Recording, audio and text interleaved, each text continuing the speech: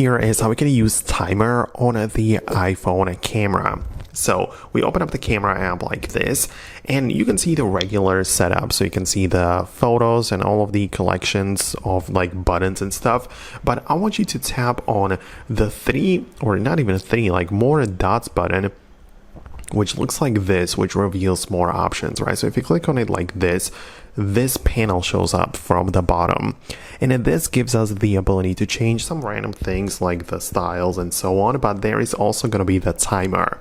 So click on the timer, and you can click it first time and it says 3, which means the timer is now 3 seconds long. But if you click on it again, it turns into 5 seconds timer, and the longest one we can get is the 10 seconds one. So this is the one which I would personally pick.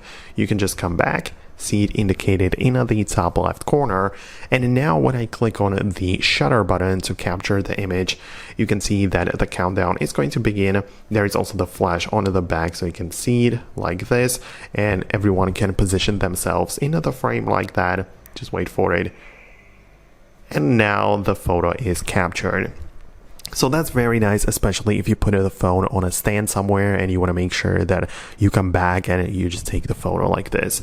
So that's very useful. You could see that there is a flash which indicates that the countdown is happening, but it doesn't necessarily mean that the photo will be taken with flash, right? Because you can see once we get to the 3, 2, 1, the actual picture wasn't captured with flash simply because the flash isn't turned on in there. So you have full control over it, and it's actually very nice.